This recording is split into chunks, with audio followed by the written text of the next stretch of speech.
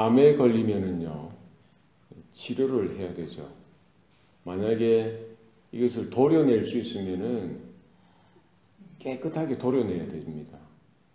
그것을 그냥 두어서는 살 수가 없죠. 물론 이제 암하고 같이 평생 이렇게 죽을 때까지 사는 경우도 있습니다만 대부분의 경우는 암이 발견되면은 그걸 도려낼 수 있을 형편이면 그걸 도려내야 돼요. 전이 되어지지 않고 그게 딱 그 자리에 있으면 그것을 도려내는데 어떻게 도려냅니까? 전부를 도려내야 되는 거예요. 하나라도 남김없이 그 암세포면은 다 도려내야 돼요. 그래야 재발이 없죠. 그래서 항암 치료를 하는데 여러 차례 진행하는 겁니다. 한 번, 두 번에서 마치는 것이 아니라 여러 차례, 그러니까 머리털도 빠지고 모든 털이 빠질 정도로 고생하면서까지 하는 게 그 모든 암세포를 다 철저하게 제거하는 데 목적이 있습니다. 그래 해야만 재발이 없다는 거예요. 그래서 암 수술을 하고 또 암 치료를 하고 나서 위험한 게 뭡니까? 그게 1년이든 2년이든 다시 재발하는 것이 무섭죠. 재발하면은 그 다음에는 손 쓸 수가 없는 경우가 대부분입니다. 우리의 영적인 모습도 그렇습니다. 우리 죄의 모습도 하나님 앞에 회개하고요. 또 우리 자신을 새롭게 하는 데 있어서 어느 한 부분을 남겨두어서는 빌미가 되어지고요. 다시 죄에 빠지게 되어지고 다시 유혹에 흔들리고 넘어지는 하나의 이런 큰 빌미가 되어지더라는 겁니다. 우리가 회개하는 것도 철저하게 회개하는 것이 필요하고요.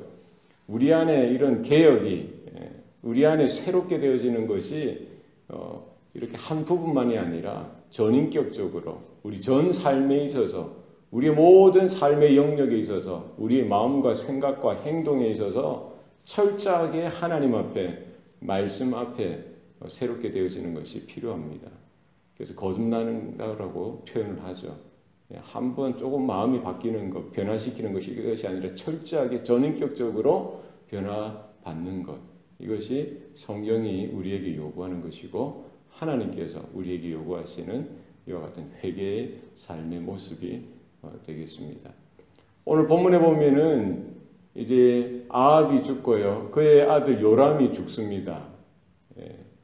그리고 이제 하나님은 예후라는 사람을 북이스라엘의 왕으로 세우게 되어지죠. 이 예후를 통해서요. 아합 왕의 아들인 요람을 죽도록 하시고 또 그의 아내 이세벨까지 죽게 하셨던 것입니다. 하나님께서 아합과 그 집안에 내리셨던 그 저주와 심판이 결국 예후라는 이 한 사람을 통해서 실천되어지고 실행되어지더라는 것이죠.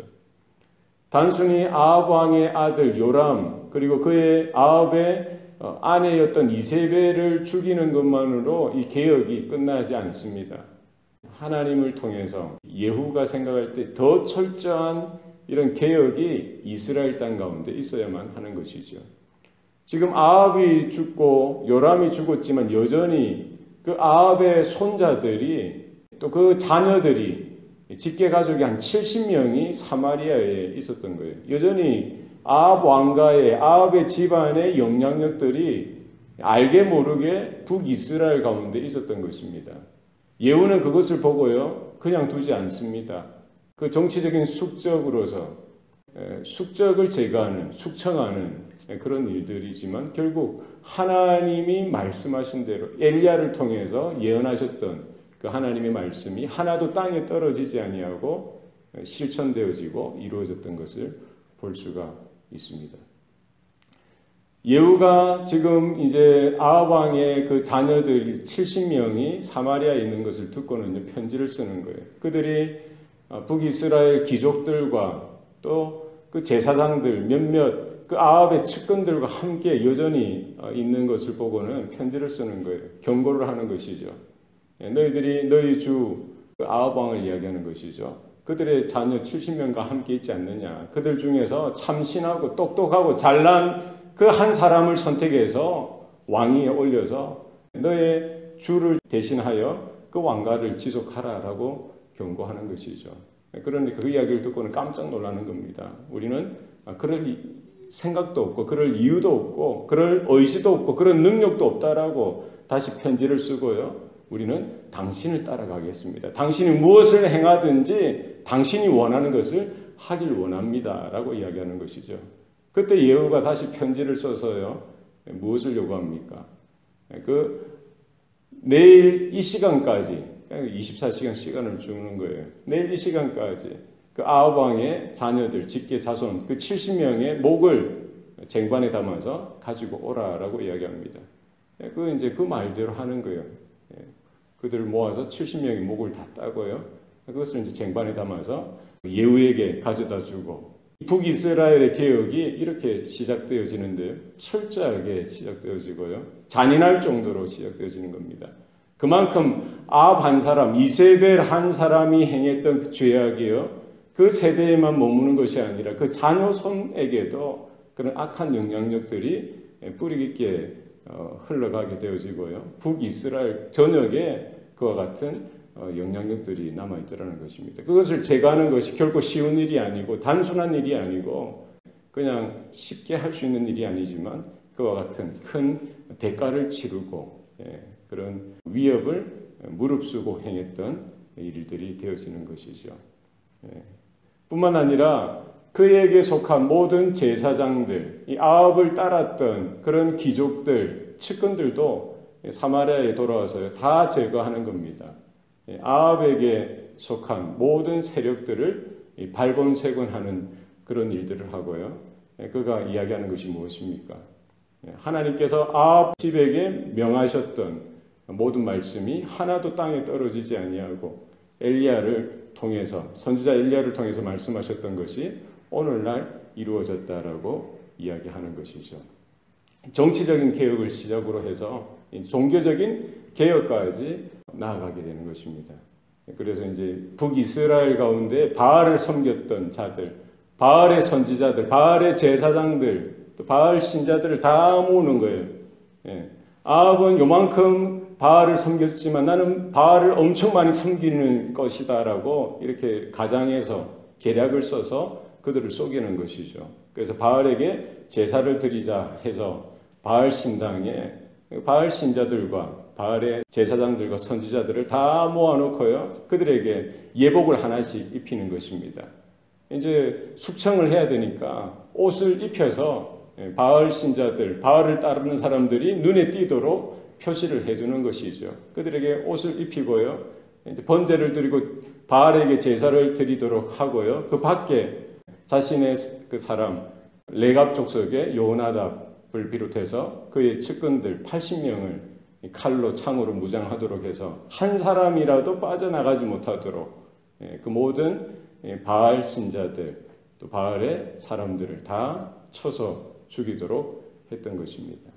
그리고 바알의 신당에 있는 바알의 목상을 다 잘라 불사르고요. 모든 바알의 신당과 그들이 제사드렸던 근거지였던 모든 것을 다 회파하고 부서뜨리고요. 그것을 오늘 본문에 보니까 변소로 삼았다는 거예요. 이제 더 이상 사람들이 바알을 기억하지 못하도록, 바알을 따르지 못하도록, 바알을 숭상하지 못하도록 이 모든 바알에 관계되는 것들을 철저하게 부서뜨리고 파괴했던 것을 볼 수가 있습니다. 하나님 보시기에 얼마나 잘하는 겁니까? 하나님이 그 예후라는 사람, 그 사람이 완전한 사람은 아니죠. 그죠? 그러나 하나님 보시기에 정직히 행했다라고 말씀하시면서 그의 그런 하나님의 말씀을 따라가려고 하는 그런 부분조차를 하나님께서 인정하시고 그의 그 예후 왕조를 4대까지 그 예후뿐만 아니라 그 다음에 4명의 손자들이 자녀들이 이어서 왕위를 이어가도록 행하셨던 것을 볼 수가 있습니다. 그래서 예후가 28년을 다스렸고요. 그의 아들 요아하스 그리고 요아스 여로보암 2세 스가랴까지 4대까지 이렇게 이스라엘을 다스렸고 그 중에 여로보암 2세는 41년 동안 북이스라엘을 다스리면서 당대의 가장 최강대국을 이루는 그런 시기도 하나님께서 허락해 주셨던 것을 볼 수가 있습니다.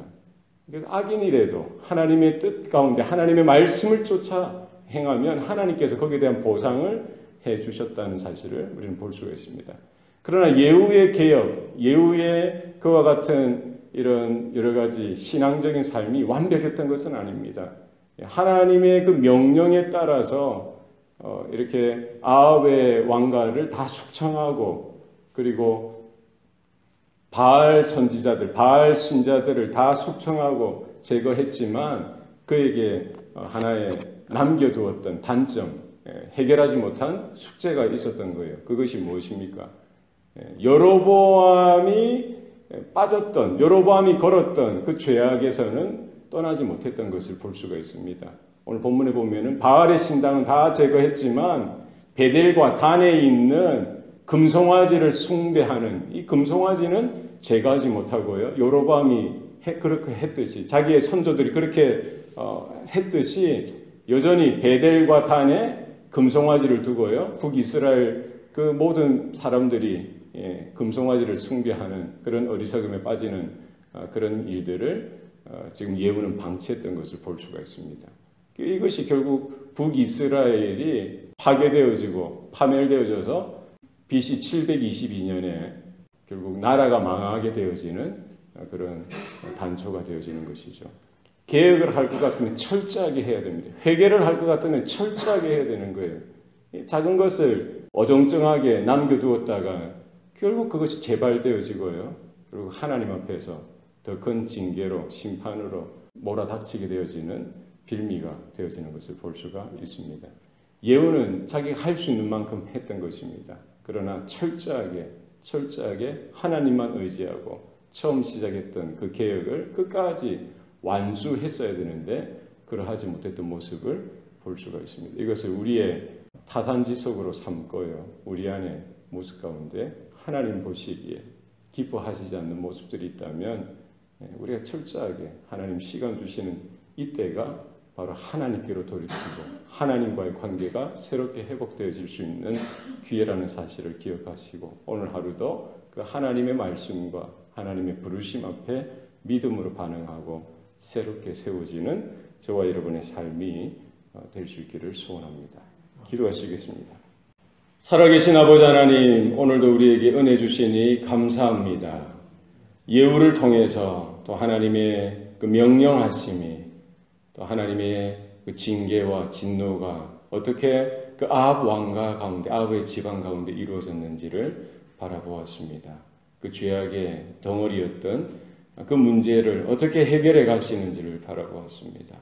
그러나 여전히 하나님 앞에 불순종하고 또 그 죄악의 그 여로보암의 죄악의 길은 떠나지 못했던 그 예후의 모습, 그들의 삶을 통해서 우리의 삶을 돌아볼 수 있도록 하나님 은혜를 베풀어 주시옵소서. 적당하게 대강대강 그 한 부분만 우리가 해결하고 다 한 것처럼 이렇게 안주하지 않도록 주님 도와주시고 우리 안에 은밀하고 또 가려졌던 아무도 모르는 것 같은 그런 부분까지도 철저하게 하나님 앞에 내어드리고 회개하고 돌이킬 수 있는 은혜가 우리 모든 성도들과 우리 교회 가운데 또 이 나라와 두고 온 조국 대한민국 가운데 있게 도와 주시옵소서. 철저하게 회개하고 철저하게 우리가 돌이켜서 또 하나님의 거룩하신 부르심과 거룩하신 뜻 가운데 서는 은혜가 있게 도와 주시옵소서. 오늘 하루도 그 하나님의 은혜 가운데